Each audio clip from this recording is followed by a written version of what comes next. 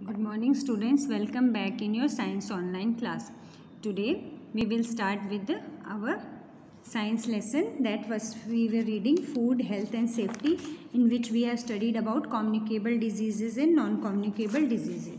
So let's start. Living organisms which transmit the disease are called vectors. तो जो organism disease को फैलाते हैं उनको क्या कहते हैं? वेक्टर्स. कौन कौन से होते हैं? या कैरियर्स, या तो उनको वेक्टर्स कहते हैं या carrier. Example, mosquito is a vector for malaria. अब आपको पता है कि मलेरिया किससे फैलता है? मॉस्कीटो से. सो मॉस्कीटो कौन है? वेक्टर जो फैलाता है. डेंगू, एल्फेंटियासिस है ना, एल्फेंटाइसिस, लेकिन आपको सिर्फ मलेरिया और डेंगू दो याद कर लीजिएगा. And Japanese, so malaria, dengue, elephantiasis and Japanese encephalitis. Okay, Japanese, इसको कैसे पढ़ोगे? Japanese encephalitis. Okay, all the communicable disease, communicable जो एक जगह से दूसरी जगह, एक पर्सन से दूसरी जगह फैलती हैं. So all the communicable disease can be avoided by keeping our surroundings clean. तो ये सारी कम्युनिकेबल डिजीज़ क्यों होती है? जब हमारे आसपास गंदगी होती है. तो इसलिए अगर ये हमारे आसपास के वातावरण को हम साफ़ रखेंगे तो ये कम्युनिकेबल डिजीज़ भी स्टॉप हो जाएंगी. And bye maintaining good hygiene, और अच्छी गुड हाइजीन जो हमने पढ़ी थी कि वॉश योर हैंड्स, अपने सराउंडिंग्स को क्लीन करना, उन सबको मेंटेन करने से आप कम्युनिकेबल डिजीज़ को स्टॉप कर सकते हो. This prevents the breeding of flies and mosquitoes. इससे क्या होता है? आपके आसपास में जो मच्छर और मक्खी पैदा हो रहे हैं वो फिनिश हो जाते हैं. It also prevents water and food from being contaminated. अब वर्ड है कॉन्टेमिनेटेड. कॉन्टेमिनेटेड क्या होता है? जैसे जो मक्खी गंदगी पे बैठी है वो आके जब आपके खाने पे बैठती है तो वो आपके खाने को क्या कर देती है? कॉन्टेमिनेटेड. ओके, यानी जब आपका खाना उसमें कांटेक्ट में आता है तो वो क्या हो जाता है? कॉन्टेमिनेटेड, यानी उसमें भी कीटाणु हो जाते हैं. ओके, अब यहाँ पे है कि complete the following table using the words good और बैड. अब हाउस ओपन ड्रेन है, that means it is bad. School में अगर clean drinking water, it is good. Street अगर ओपन डस्टबिन है तो ये बैड है. मार्केट में अगर हाइजीनिक फूड स्टॉल है, दैट इज़ गुड, यानी अच्छी स्टॉल है, वहाँ पे सफाई का ध्यान रखा है. हाइजीन का मतलब होता है सफाई. पार्क में ग्रीन लॉज हैं तो गुड है. फैक्ट्री अगर भीड़ भाड़ वाले इलाके में है तो वो भी बैड है. अब differentiate between communicable and non communicable. तो कम्युनिकेबल कौन सी होती है? जो पर्सन टू पर्सन फैलती हैं, और नॉन कम्युनिकेबल जो नहीं फैलती. अब वायरल डिजीज़ हैं, तो अब हम लोगों ने कल काफ़ी डिजीज़ेस पढ़ी थी, तो उनके हम लोग एक एक करके इन पे यहाँ पे नाम लिखेंगे कि कौन कौन सी फैलती हैं. सो पहला हमारा है वायरल डिजीज़. तो वायरल डिजीज़ में क्या है? जो वायरस से फैलती हैं. तो आप इसमें क्या लिख सकते हो? एड्स लिख सकते हो, रेबीज़ लिख सकते हो. ओके, फिर बैक्टीरियल डिजीज़ क्या है? टाइफाइड है और आपका टीबी है. अब प्रोटोजोवन से कौन सी होती है? मलेरिया होती है, स्लीपिंग सिकनेस होती है, सब कल बताई थी. फंगल डिजीज़ यानी आपके जो स्किन के इन्फेक्शंस होते हैं, जैसे दाद, खाज, खुजली, ये सब फंगल इन्फेक्शन है. डिजीज़ थ्रू इंसेक्ट बाइट, आपको मलेरिया हो सकता है, प्लैग हो सकता है जो रैट से होता है. What are vectors? तो vectors क्या होते हैं? Living organisms which transmit the disease और कॉल्ड वेक्टर्स. अभी हमने बताया था. What are airborne disease? तो एयरबॉर्न जो हवा से फैलती हैं. तो जैसे कॉमन कोल्ड है, जुकाम है, वो हवा से फैल जाती है, और टीबी है वो भी हवा में उसके कीटाणु फैलते हैं जिससे वो हो सकती है. अब हम आते हैं वैक्सीनेशन पे, यानी आपका जो टीकाकरण. अभी आपको कोविड में भी आपके मम्मी पापा सबको टीके लग रहे हैं. It is a method of preventing germs from causing disease. तो जो जर्म्स को कॉज करने के लिए जो रोकथाम है उसको, डिजीज़ को, उसको क्या कहते हैं? मेथड है, वो वैक्सीन से पूरा किया जाता है. Even when they enter our body, अगर वो हमारी बॉडी में एंटर भी कर गए तो हम वैक्सीन से उनको रोक सकते हैं. अब वैक्सीन इज़ एन इंजेक्शन और ओरल ड्रॉप. वैक्सीन में कई बार इंजेक्शन लगता है और कई बार ये ओरल ड्रॉप होती है. ओरल ड्रॉप कैसे होती है? जैसे कि पोलियो में होती है. When vaccine is taken our body cells become alert. जब हम लोग वैक्सीन लेते हैं तो हमारी बॉडीज़ क्या होती हैं? अलर्ट हो जाती हैं, सावधान हो जाती हैं, और इमीडिएटली अचानक और प्रोड्यूस सब्सटेंसेस, और ऐसे सब्सटेंसेस हमारी बॉडी में पैदा करती हैं जो जर्म से फाइट कर सकें. Vaccines are specific for every disease, और हर डिजीज़ के लिए अलग वैक्सीन होता है. ओके, अब है कि इम्यूनिटी क्या होता है? इम्यूनिटी को हिंदी में कहते हैं रोग प्रतिरोधक क्षमता. The power to fight against disease is known as immunity. जो हमारे अंदर पावर है डिजीज़ से लड़ने की, उसको क्या कहते हैं, इम्यूनिटी। तो मार्केट में कई तरह के इम्यूनिटी बूस्टर भी आते हैं, यानी आपको अलग, अभी कोरोना में आप लोगों को कई चीज़ें खिलाई जाती थी ताकि आपकी इम्यूनिटी स्ट्रांग हो और आप कोरोना से बच सके। तो इम्यूनिटी होती है जो हमारे अंदर पावर है लड़ाई से लड़ने के लिए, उसको कहते हैं immunity. For example vaccines are available for disease. अब किस किस के लिए वैक्सीन है? कॉलेरा के लिए है, टाइफाइड के लिए है, टिटनेस के लिए है, पोलियो के लिए, मीजल्स के लिए, चिकन पॉक्स के लिए, टीबी के लिए। Most of these are taken in form of injection. इनमें से अधिकतर इंजेक्शंस के लिए ली जाती है। बट पोलियो को कैसे लिया जाता है? ओरल, यानी पोलियो ड्रॉप पिलाई जाती है। Vaccination is good to prevent many disease. जो वैक्सीन है वो बहुत सारी डिजीज़ से बचाती है। Prevention is better than cure, यानी पहले अगर हम सावधानी रखते हैं तो वो इलाज से ज़्यादा सही है। So far there is no vaccine for AIDS disease, लेकिन अभी तक एड्स के लिए कोई वैक्सीन नहीं है। अब आते हैं safety and first aid. Safety यानी सुरक्षा, और फर्स्ट एड क्या होता है? वह इक्विपमेंट या वह साधन जो आपको मरीज को डॉक्टर के पास ले जाने से पहले घर में दिया जाता है, या कोई भी ट्रीटमेंट जिससे उसकी जान को बचा सके, उसको कहते हैं first aid. An accident can happen at any place at any time and to anyone. Accident कभी भी हो सकते हैं। Accidents can be avoid by being a little more careful. और एक्सीडेंट्स को कैसे बचा सकते हैं? केयरफुल होकर, सावधान हो सके। Let us study the main cause of accidents and how we can avoid them by taking simple step. अब हम कुछ के बारे में पढ़ेंगे और कैसे हम उनसे बच सकते हैं छोटे छोटे स्टेप लेके। Every accidents occur suddenly and many times medical aid is not available immediately. Accidents अचानक होते हैं, लेकिन हमें कई बार मेडिकल सुविधा नहीं मिलती अचानक, है ना। एट सच टाइम, उस समय क्या होता है? Help given by us immediately, उसी समय जो हमारी अचानक हेल्प की जाती है to save the life of victim.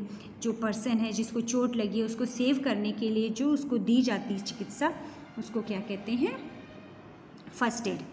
As the population is increasing day by day, the number of vehicles are also increasing, due to which many road accidents are taking place. आपको पता है population बढ़ रही है, इसलिए गाड़ियाँ बढ़ रही हैं, और गाड़ियाँ बढ़ने से क्या हो रहा है? भीड़ बढ़ रही है, और उसकी वजह से रोड पे एक्सीडेंट्स भी ज़्यादा होते हैं। अब है रोड एक्सीडेंट्स कैसे होते हैं? Most of the accidents can also be averted in if the drivers are careful. अधिकतर जो आपके कितने क्या कहते हैं एक्सीडेंट्स है उनको रोका जा सकता है कि अगर जो ड्राइवर वो एवर्टेड, यानी वो सावधान हो, केयरफुल हो, तो रोका जा सकता है। एवर्टेड मतलब रोके जा सकते हैं। We must also be very careful while walking on the roads. हमें हमेशा क्या है? रोड पे केयरफुल होना चाहिए। चलते समय हमें हमेशा लेफ़्ट साइड में चलना चाहिए। We must obey the traffic rules.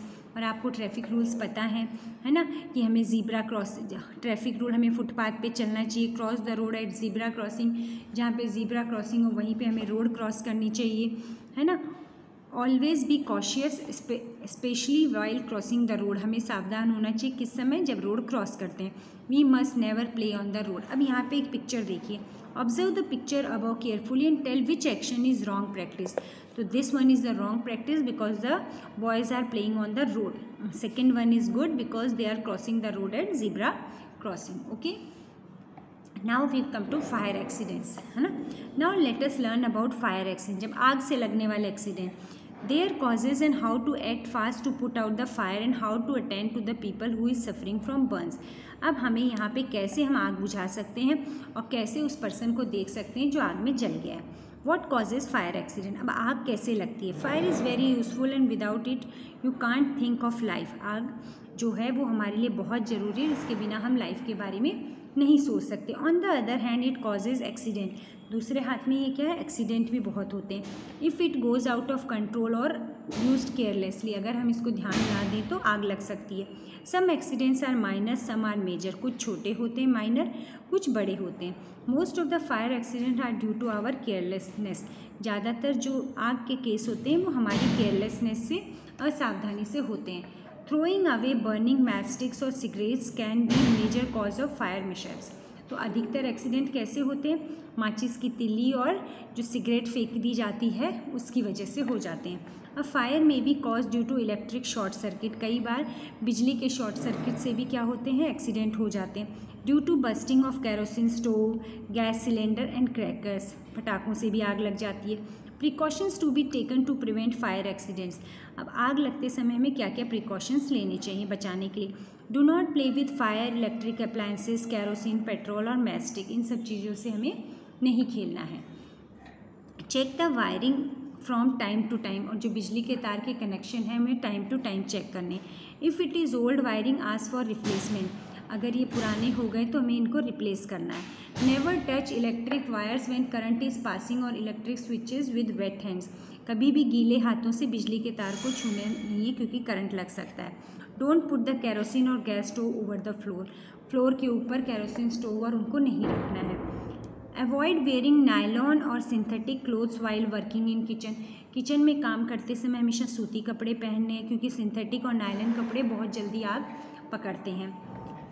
Children's and adult should be very careful while bursting crackers, बच्चों को और बड़ों को बहुत सावधानी से पटाखे जलाने चाहिए क्योंकि पटाखे जलाते समय बहुत से एक्सीडेंट होते हैं, specially during Diwali, and the match stick should be put off before being thrown away, और माचिस को हमेशा बुझा के फेंकना चाहिए ताकि आग लगने के रिस्क कम हो।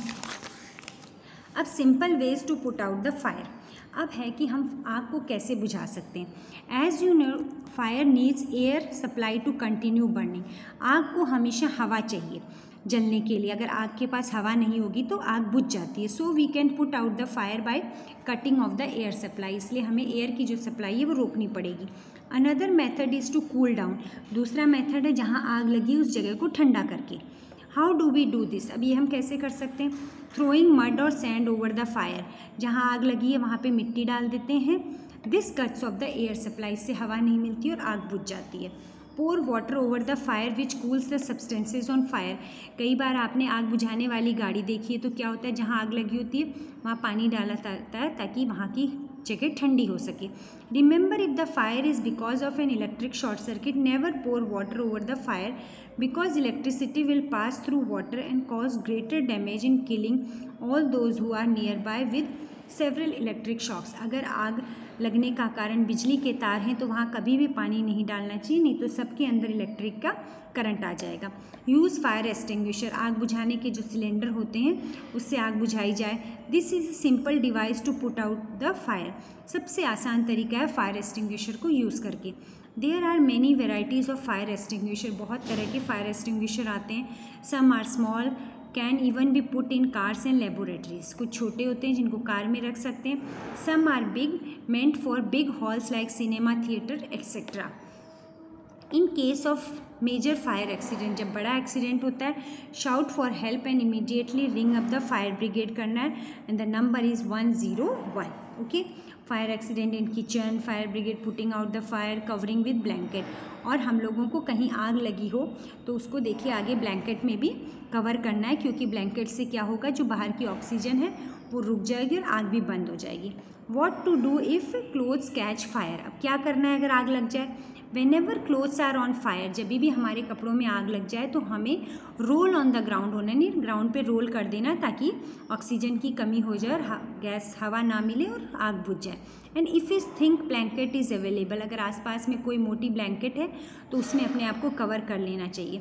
In doing so you cut off the air supply, से क्या होगा, हवा की सप्लाई बंद हो जाएगी और आग बुझ जाएगी। और कभी भी भागिए नहीं क्योंकि भागते समय क्या होता है, वापस ऑक्सीजन की सप्लाई मिलती है और आग क्या होता है, भड़क जाती है। What causes fire accident, how can we prevent them, तो जो माचिस और सिगरेट है उनकी वजह से क्या होता है, फायर एक्सीडेंट होते हैं केयरलेसनेस की वजह से। How can we prevent them, being careful we can prevent them. What is the first aid for chemical burns, chemical burns हो जाते हैं तब हमें क्या लगाना है उसके ऊपर, जब एक तो हमें फायर एक्सटिंग्विशर का लगाना है ना फर्स्ट एड, और उसके बाद में हमें वहाँ पे बर्नॉल से उसको ठंडे पानी से धो के क्या कर देना है, बर्नॉल लगा देनी है। How can we lessen road accidents, हम रोड पे एक्सीडेंट्स कैसे कम कर सकते हैं, हम रोड पे एक्सीडेंट्स कैसे कम कर सकते हैं, फॉलोइंग केयरफुल स्टेप्स, जितने भी हमारे ट्रैफिक रूल्स हैं उनको फॉलो करके हम लोग उनको रोक सकते हैं। ओके, सो स्टूडेंट्स आज हम इतना ही पढ़ेंगे, बाकी हम लोग नेक्स्ट क्लास में पढ़ेंगे। Till then stay home and stay safe. Thank you.